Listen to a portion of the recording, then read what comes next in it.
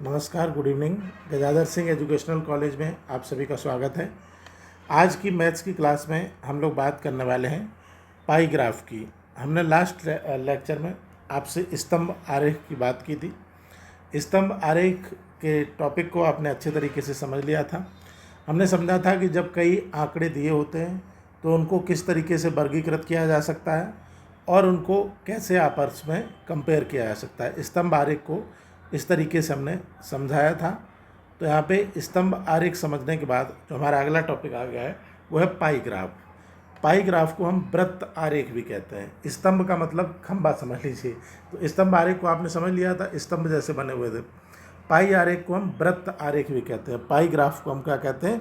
वृत्त आरेख, जैसा यहाँ पर लिखा हुआ है। ठीक है। तो यहाँ पे अगर देखा जाए तो ये इस प्रकार का एक फिगर होता है। ये आपका क्या है?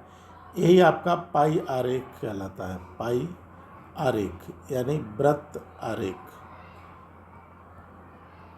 पाई आरेख या इसी को क्या बोलते हैं? इसी को हम बोलते हैं वृत्त आरेख। तो यहाँ पे वृत्त, सर्किल तो आप जानते हैं, सर्किल जैसा यहाँ पर बना हुआ है। ये आप देख ही रहे सर्किल। अब इस सर्किल के अंदर देखिए, यहाँ पे लिखा हुआ है कि 40% बच्चे जो है वो द्वितीय श्रेणी से पास हुए हैं, 10% थर्ड डिवीज़न से, 30% फर्स्ट डिवीज़न से और 20% फेल हो गए हैं। तो ये इस तरीके से क्या है कि 40, 20, 60 और 30, 90 और 10, 100।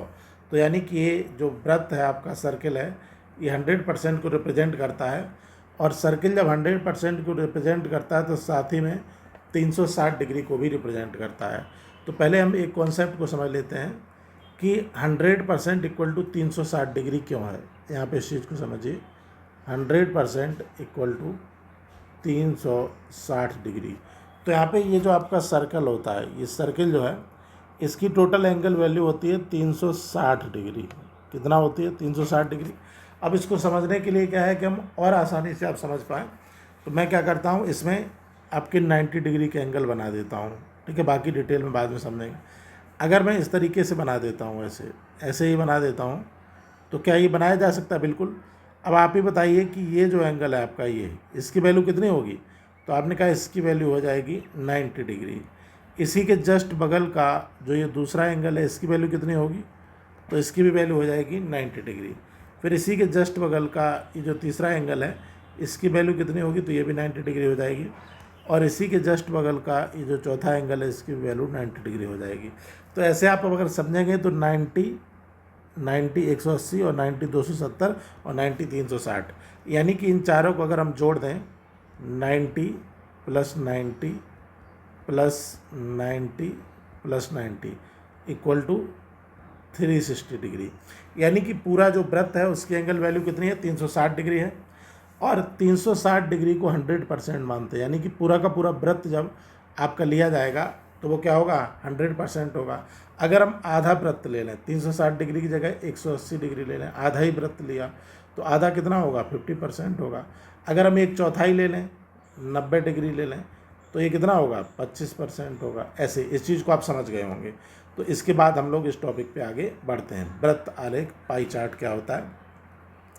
तो यहाँ पे अगर बात की जाए पाई चार्ट की, तो खासकर इसमें आंकड़ों को डिवाइड किया जाता है। इसमें देखा जाता है कि किस भाग में कितने लोग हैं। देखिए, जब प्राप्त आंकड़ों को वृत्त की सहायता से दिखाया जाता है तो इस प्रकार बने ग्राफ को पाई ग्राफ या वृत्त आरेख कहते हैं। हमने बताया वृत्त की सहायता से कैसे दिखाएगा। जैसा कि हमें ज्ञात है कि प्रत्येक वृत्त का एक केंद्र होता है जिसे केंद्र बिंदु कहते हैं। ठीक उसी प्रकार से इस वृत्त आरेख के मध्य में बने बिंदु को वृत्त आरेख का केंद्र बिंदु कहते हैं। प्रत्येक वृत्त के केंद्र पर 360 डिग्री का कोण बनता है। अभी आपको बता दिया हमने कैसे बनेगा। अतः वृत्त आरेख का पैमाना कोणों में तैयार किया जाता है। इस प्रकार से वृत्त आरेख को कोणीय आरेख भी कहते हैं। वृत्त आरेख को और क्या कहते हैं? तो आपने कहा इसको हम कोणीय आरेख भी कहा जा सकता है इसको। यदि किसी प्रश्न में परिणाम प्रतिशत में दर्शाए गए हैं तो उनको अंशों में बदलना सरल होता है। ठीक है, जैसे मान लीजिए कहीं परसेंटेज में आपको दर्शा दिया गया, कितना परसेंटेज, तो आपने कहा कि भाई, हमने कहा कि परसेंटेज है 5%। ठीक है, तो बताइए कि एक कोई सर्किल है ये पूरा, इसका 5% कितने डिग्री के बराबर होगा? 5% कितने डिग्री के? तो ये सर्किल है, अगर ये इतना कर दें तो ये 50% हो गया ना, ऊपर का 50 नीचे का 50। और अगर हम इसको केवल इतने से भाग को लें, इसको, और हमने कहा कि यही आपका 5% है, ये 5% है टोटल का। तो ये जो कोण है ये कितना डिग्री का होगा ये आपसे पूछ रहा है।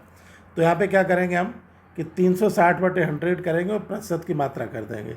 जैसे कि मान लीजिए हमें 5% का जानना था, तो हम क्या करेंगे 360/100 इंटू 5 कर देंगे। ठीक है, 5 से कट करेंगे 20 आएगा, यहाँ से कट करेंगे 18 आएगा। तो 5% कितना डिग्री के बराबर हो जाएगा 18 डिग्री। यानी कि ये वाला जो आपका एंगल है इसकी वैल्यू कितनी है, इसकी वैल्यू है 18 डिग्री। ऐसे हम निकाल लेंगे।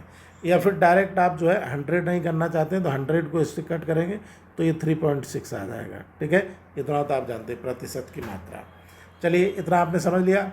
तो चलते हैं, यहाँ पे एक एग्जाम्पल दिया गया। एक विद्यालय में कक्षा 12 का परिणाम निम्न प्रकार से आया है। क्लास 12 का जो रिजल्ट है उसके बारे में यहाँ पे बात की गई है। यहाँ पे बताया गया है कि जो फर्स्ट डिवीज़न से पास होने वाले बच्चे हैं वो है 30%। 30% स्टूडेंट ऐसे हैं जो फर्स्ट डिवीज़न से पास हुए हैं। सेकेंड डिवीज़न से पास होने वाले स्टूडेंट हैं 40% और थर्ड डिवीज़न से 10%, और जो फेल हो गए वो बेचारे 20% हैं। तो इसको पहले तो वृत्त आरेख से कैसे दर्शाया जाए। तो भाई वृत्त आरेख में हमने एक सर्किल यहाँ पे ऐसे बना दिया। अब सर्किल में हम क्या करेंगे कि 30% को भी लिखेंगे, 40 को भी, 10 को भी, 20 को भी। लेकिन जो हम 30% लिखें, मान लीजिए 30% हम जो लिखें तो उसका एंगल वैल्यू इतना रखा जाए कि उसका एंगल वैल्यू इतना रखा जाए कि उसका एंगल वैल्यू इतना रखा जाए। कैसे पता चलेगा? तो 30% को हम अगर ये देख लें कि कितना डिग्री का एंगल बनेगा तो हम यहाँ पे फिगर बना सकते हैं। तो अभी आपको बताया गया कि 30% के लिए एंगल वैल्यू कैसे निकालेंगे। आपने कहा था कि भाई 360/100 इंटू 30% कर देंगे तो एंगल वैल्यू पता चल जाएगी। तो यहाँ पे 0 से ये 0 कट गया, इस 0 से ये 0 कट गया, और 36 दिया कितना आ गया 108 डिग्री। यानी कि 30% के लिए इस गोले में हम कितना बना देंगे, एक गोला नहीं बन पाया भाई, इसमें हम कितना बना देंगे। तो आपने कहा इसमें हमें बनाना चाहिए 108 डिग्री, ये हो गया। और ये 108 डिग्री का मतलब क्या हो गया, इतना।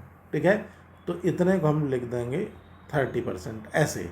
अब यहाँ पे 360 इंटू 30/100 करने की बजाय हमने दूसरा भी तरीका क्या बताया था कि 360/100 को 3.6 लिख लीजिए और इंटू सीधा आप 30 कर दीजिए, तो भी कितना आ जाएगा 108।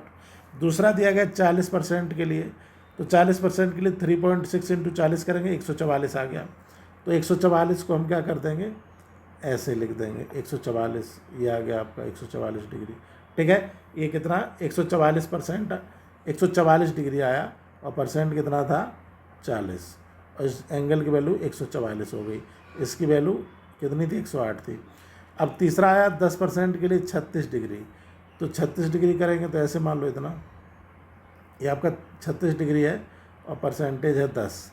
फिर 20% के लिए 72 डिग्री, तो बचा हुआ है कितना 72 डिग्री और 20% इसमें है। ये बात आपको समझ में आई होगी।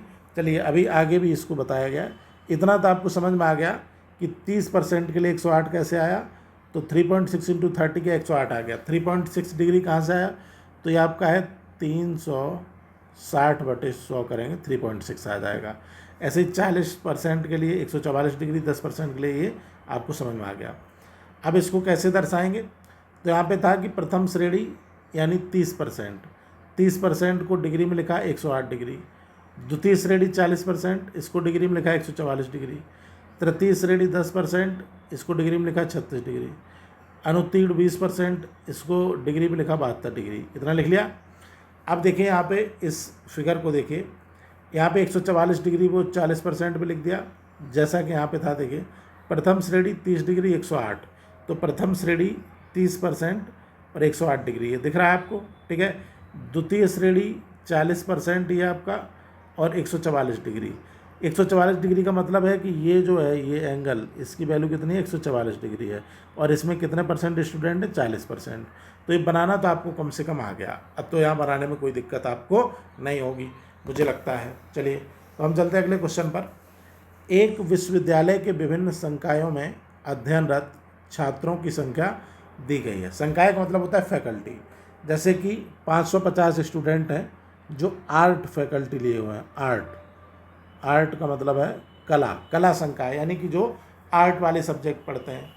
450 स्टूडेंट ऐसे हैं जो कि साइंस साइड से पढ़ रहे हैं, साइंस से, साइंस फैकल्टी के हैं, और 200 स्टूडेंट ऐसे हैं जो कॉमर्स के हैं, वाणिज्य के हैं, और 100 स्टूडेंट ऐसे हैं जो एग्रीकल्चर के हैं। ऐसा इसने दिया है। इन छात्रों की संख्या को वृत्त आरेख द्वारा प्रदर्शित कीजिए, ये कह रहा है।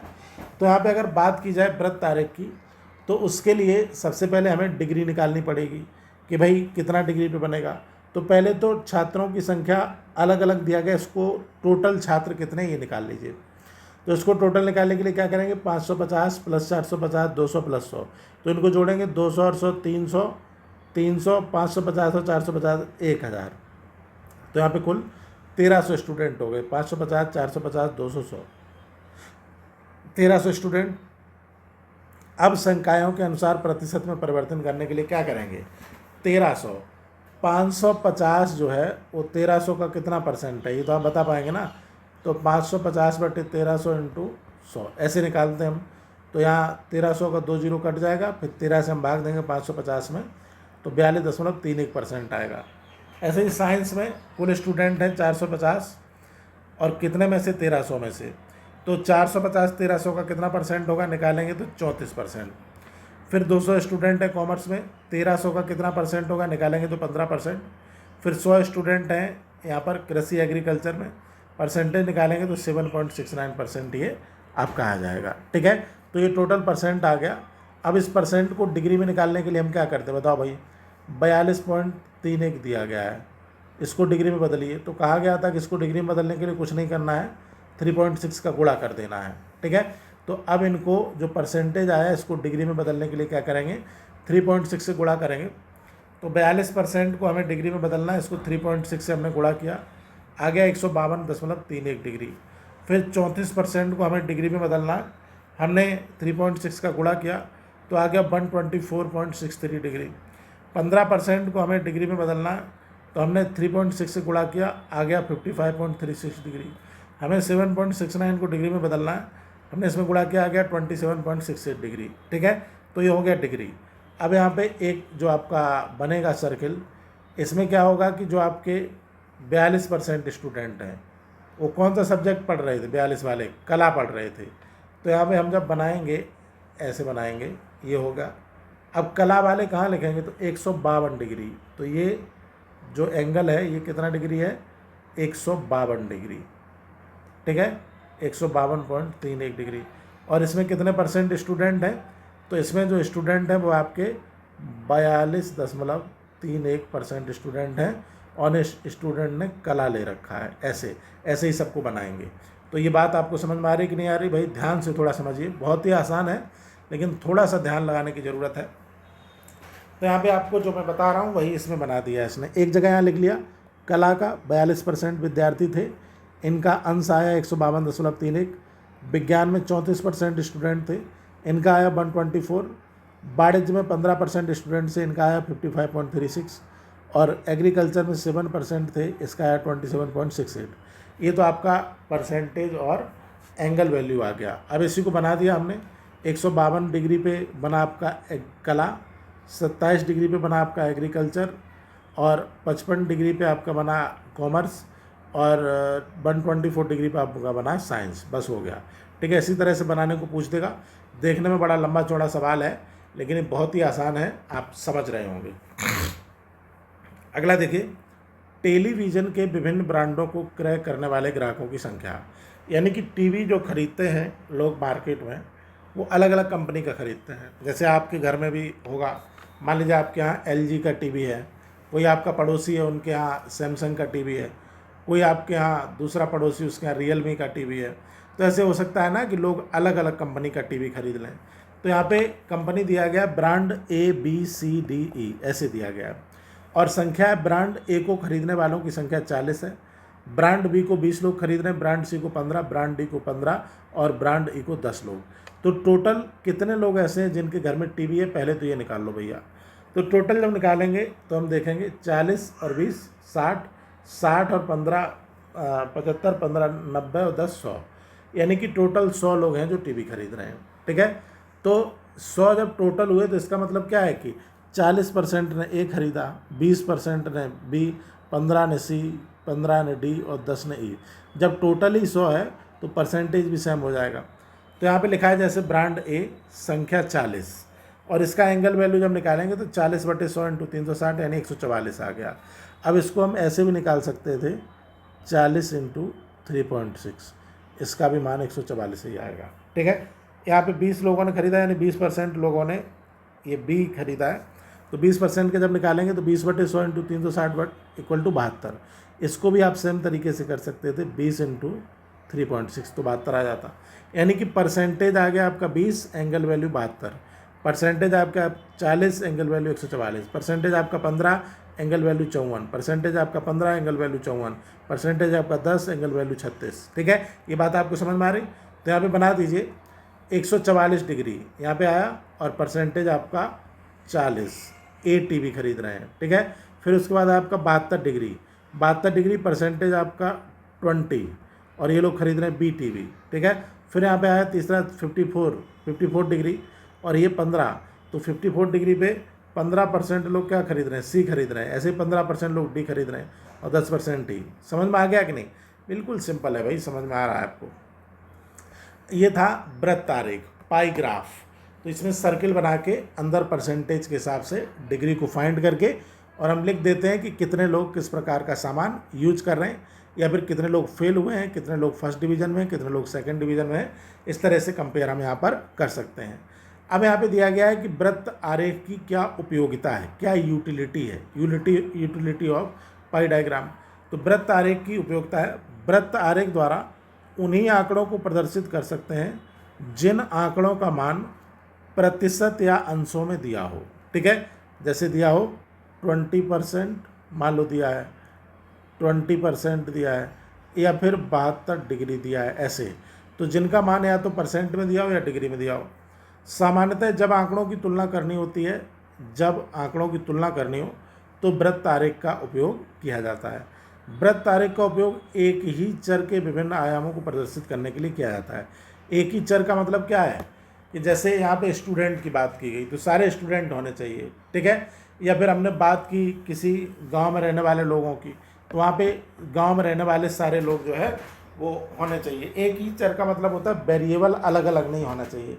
ऐसा नहीं होना चाहिए कि हमने कहा कि 300 कुल संख्या है, उसमें 150 आदमी 150 कुत्ते हैं। ठीक है, और आदमियों का भी हमने दे दिया कि 150 में से 30% ये करते हैं, इतना ये करते हैं, इतना ये करते हैं, फिर कुत्तों का भी दे दिया। तो इन दोनों का एक ही ग्राफ नहीं बनेगा, फिर आदमी का अलग बनेगा, कुत्ते का अलग बनेगा। अगर एक ही ग्राफ बनाना है आपको पाई चार्ट, तो यहाँ पे आपको क्या करना पड़ेगा, एक जैसे वेरिएबल होना चाहिए। अब देखिए वृत्त आरेख के क्या क्या गुण हैं, मेरिट क्या है इसके। तो वृत्त आरेख के गुण निम्नलिखित हैं। वृत्त आरेख में आंकड़ों का वितरण विशेष गुणों के आधार पर किया जाता है। इसको क्या किया जाता है, इसके जो आंकड़े होते हैं इनको आसानी से डिवाइड किया जाता है। वर्गों की संख्या निश्चित होने के कारण आंकड़ों का वर्गीकरण कम समूहों में किया जाता है। ठीक है, वर्गों की संख्या निश्चित है ना, अब ऐसा था नहीं कि बहुत ज़्यादा उसमें हम बना पाएंगे, कुछ 5-6 ही आंकड़े होंगे। वृत्त आरेख में हम आंकड़ों की संख्या को साधारण आयाम से न देखकर कोणीय आयाम की सहायता से देखते हैं। मतलब हम क्या देखते हैं, जैसे कोणीय आयाम का मतलब 10 डिग्री हमने देख लिया, 20 डिग्री देख लिया, ऐसे हम देखते हैं। ठीक है, कोणीय आयाम। अब वृत्त आरेख के क्या क्या दोष हैं, दोष देखिए। जब आंकड़ों की संख्या बहुत अधिक हो जाएगी तो वृत्त आरेख का उपयोग नहीं किया जा सकता। वही जैसे गोला बनाया आपने, अब इसमें आपने ऐसे बना दिया, ऐसे बना दिया, मान लो 90 डिग्री हो गए चारों, फिर आपने ऐसे बना दिया तो ये 45 हो गए, फिर आपने ऐसे बना दिया तो आपके ये भी 45 हो गए। फिर मान लीजिए ये तो कितना हो गया, 1 2 3 4 8 तक हो गए ये। फिर इसी में हमने मान लो कर दिया, इसको 10 कर दिया, इसी में मान लो हमने 12 कर दिया। लेकिन ये कितना तक बनेगा, एक समय आएगा जिसके बाद ये ओवरलैप होने लगेगा। तो इसीलिए आंकड़ों की संख्या बहुत अधिक अगर होगी तो इसका यूज़ नहीं किया जाएगा। अगला है वृत्त आरेख का उपयोग तभी कर सकते हैं जब आंकड़ों का कोणीय मान ज्ञात हो, यानी कि ये पता हो कि ये इसके बीच की एंगल वैल्यू कितनी, यहाँ पे कितना परसेंटेज का कितना एंगल वैल्यू है, तभी इसको हम ज्ञात कर सकते हैं। अगर हमें कोणीय मान नहीं पता तो इसमें प्रॉब्लम आएगी। इन कोणीय मान को ज्ञात करने में काफ़ी समय लग जाता है, इसीलिए समय की हानि होती है। जैसे आपने देखा ना ऊपर इतना लंबा लंबा क्वेश्चन बन रहा है फालतू का, क्यों?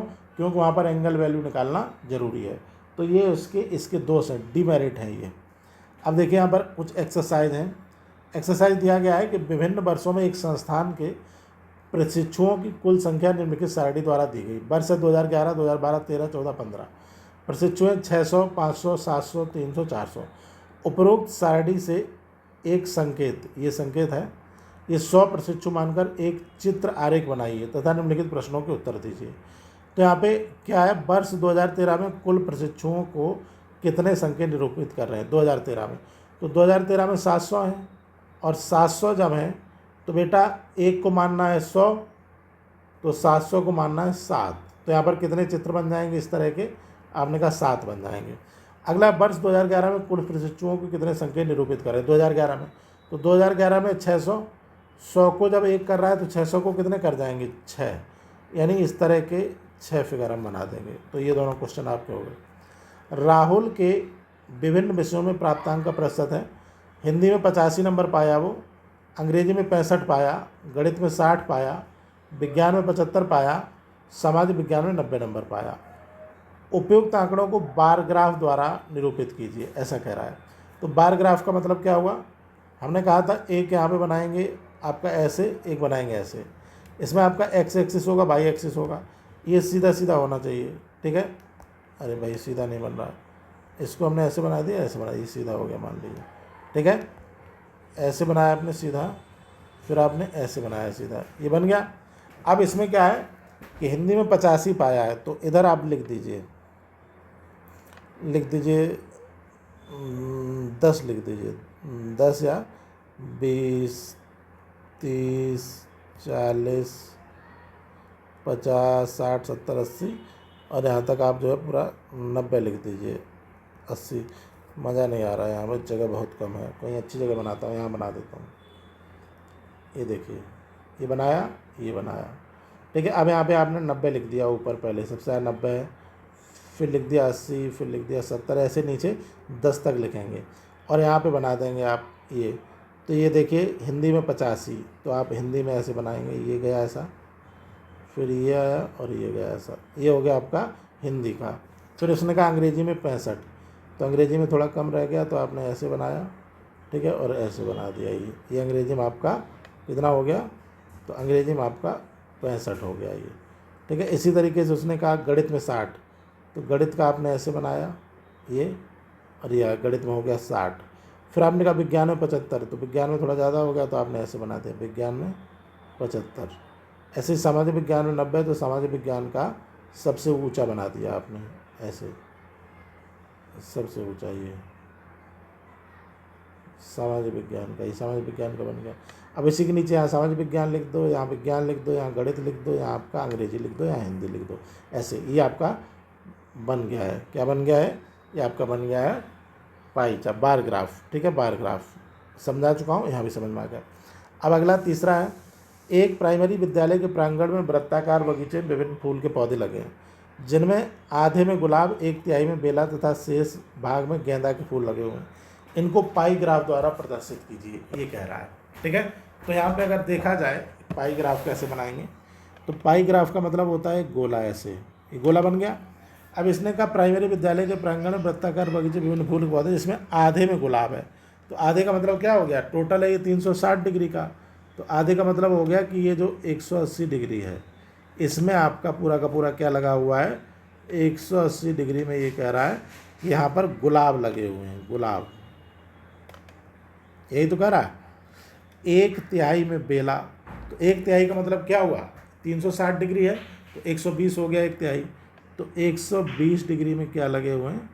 बेला लगे हुए हैं। यहाँ पे आ गया 120 डिग्री, 120 डिग्री, और यहाँ पर लगे हुए हैं बेला। तो बचा कितना? 180 300 हो गया, तो बचा अब आपका 60 डिग्री, ठीक है। तथा शेष भाग में गेंदा है, तो 60 डिग्री में क्या है? गेंदा का फूल है। बस हो गया, ये बन गया आपका। उम्मीद है कि आपको ये चीज़ समझ में आ रही होगी। चलिए अब अगला टॉपिक है यहाँ पर सजातीय तथा विजातीय बीज गणित है। सजातीय और विजातीय का मतलब क्या होता है, पहले आप ये समझ लीजिए। जैसे मान लीजिए एक जगह पर 5 कुत्ते हैं, 3 भेड़ हैं और 4 जो है वो बकरी हैं, तो बताइए ये सब सजाती हैं विजाती हैं? तो आप कहेंगे कुत्ते जो है वो सजाती हैं, सारे कुत्ते एक जैसे हैं, तो कुत्ते क्या हो गए? सजाती हो गए। और यहाँ पे अगर बात की जाए विजाती की, तो यहाँ पर जैसे कुत्ते और बकरी को देखा जाए तो ये क्या हो जाएगा? ये हो जाएगा विजातीय, ठीक है। तो यहाँ पे अगर देखा जाए तो सजाती विजाती का मतलब होता है, सजाती का मतलब है एक जैसा। यहाँ पे हम लिख लेते हैं थोड़ा सा, सजातीय का क्या मतलब है, सजातीय। जाति तो आप जानते ही ना, आजकल भारत में बड़ी पॉपुलर है जाति। तो सजाती का मतलब हो जाता है एक जैसा, ठीक है।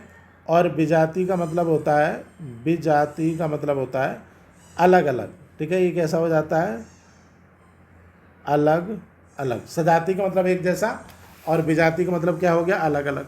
जैसे कि अगर सब लोग एक ही जैसे दिख रहे हैं तो वो सजाती हो गए, और लोग अगर अलग अलग दिख रहे हैं तो वो विजातीय हो गए।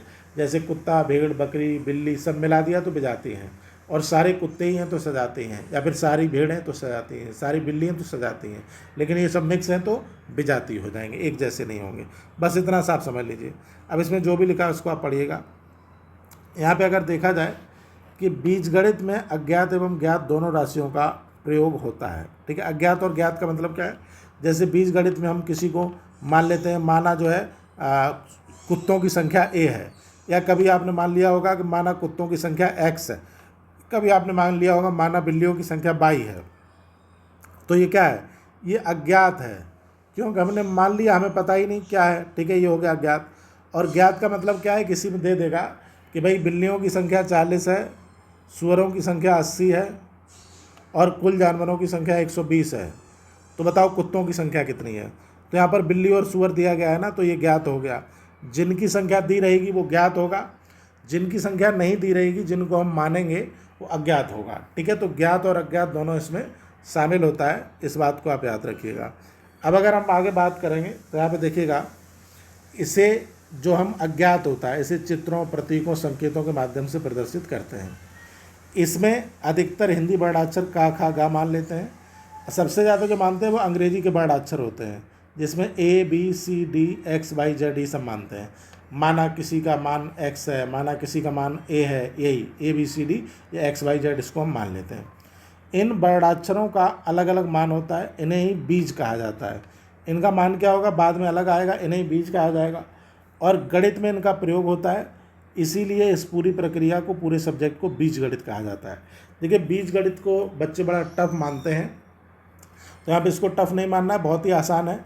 बस आप इसको ध्यान से समझते जाइएगा, ध्यान से करते जाइएगा, और आपको ये बहुत आसानी से समझ में आ जाएगा। चलिए, बीजीय व्यंजकों को हल करने में प्रायः निम्न प्रकार के ज्ञात तथा अज्ञात संख्याओं का सामना करना पड़ता है। जैसे कि मान लीजिए यहाँ पे दिया गया है, अब देखिए जैसे कि यहाँ पे एक एग्जांपल दिया गया है, माना राम के पास 15 टॉफ़ी थी, श्याम ने उसे कुछ टॉफ़ी और दे दी। अब उसके पास कितनी टॉफ़ियाँ हैं, ठीक है। तो यहाँ पे राम के पास कुल कितनी थी, 15 टॉफ़ी थी, और श्याम ने उसे कुछ और दी, तो कुछ को हमने क्या मान लिया, एक्स मान लिया। तो टोटल कितनी हो गई, 15 + x हो गई। मोहन के पास 5 चॉकलेट थी, उसने उनमें से कुछ चॉकलेट अपनी बहन को दे दी। तो जब 5 मोहन के पास टोटल चॉकलेट थी, कुछ अपनी बहन को दी, यानी उसने x मान लो अपनी बहन को दे दी, तो टोटल उसके पास कितनी बची, तो 5 - x ये चॉकलेट उसके पास बची, ठीक है। जैसे एक छात्र के पास 20 रुपये थे, टोटल कितने रुपए थे, 20 रुपये थे। किसी दूसरे छात्र ने उसे 15 रुपये और दे दिए, 15 रुपये उसे और मिल गए। पहले छात्र ने उसमें से कुछ रुपए खर्च कर दिए। अब यहाँ पे कुछ रुपए खर्च हो गए, उनको हमने मान लिया x रुपये खर्च हो गए। तो अब उसके पास कुल कितने रुपए बचे, तो 20 रुपये थे, 15 दूसरे ने दिए, x खर्च हो गए, तो टोटल इतना बचा, ठीक है। श्याम के पास 4357 रुपये थे, कितने थे, 4357 रुपये श्याम के पास थे। उसने उनमें से कुछ रुपए मोहन को दे दिए, ठीक है, कुछ रुपए मोहन को दिए, मान लिया x रुपये मोहन को दे दिए। अब उसके पास 4000 बचे, तो अब उसके पास कितने बचे, 4000 बचे, 4000 बचे। तो उसने मोहन को कितने रुपए दिए, तो यहाँ पर ये x है, यही तो माना कि यही हमने मोहन को दिए, ठीक है। तो इसकी x की वैल्यू अगर निकाल लें तो पता चल जाएगा कितने मोहन को दिए। इधर माइनस में x जब इधर जाएगा तो प्लस में हो जाएगा, 4000 इधर प्लस में, इधर आएगा माइनस में हो जाएगा। तो इसको कर देंगे हम 4357 - 4000 = x, और इसको जब हम घटाएंगे तो ये आ जाएगा x = 357, बस x इक्वल टू 357। तो उसने मोहन को जो रुपए दिए थे वो x दिए थे, x की वैल्यू आ गई 357, तो यहाँ पर सही हो गया। ठीक है, अब यहाँ पे अगला जो टॉपिक है वो है सजातीय बीजगणितीय व्यंजक का अर्थ क्या है। सजातीय का क्या मतलब है? तो सजातीय का मतलब होता है ऐसे व्यंजक जिनकी चर व घातें समान होती हैं। चर और घातें क्या हो? समान हो, वो सजातीय व्यंजक कहलाते हैं। जैसे कि 3x², 7x², इसमें चर क्या है? ये जो x है आपका x, ये चर है, तो ये समान है, यहाँ भी x है, यहाँ भी x है। और घातें, तो ये दो जो है ये घात है, ये दो घात है। तो जिसकी घातें समान हो और जिसके चर समान हो, यानी x एक दोनों, वही सजातीय व्यंजक होता है। इन दो में से कोई भी अगर अलग हुआ तो वो सजातीय व्यंजक नहीं होगा, विजातीय व्यंजक हो जाएगा। ठीक है, तो अगले लेक्चर में हम सजातीय और विजातीय व्यंजक की बात करेंगे, उनकी कैसे संक्रियाएं करते, कैसे जोड़ते घटाते गुणा करते हैं, उसको हम समझेंगे। और इसके साथ ही ये चैप्टर फिनिश होगा। तो आज के लिए इतना ही रखते हैं। Thank you.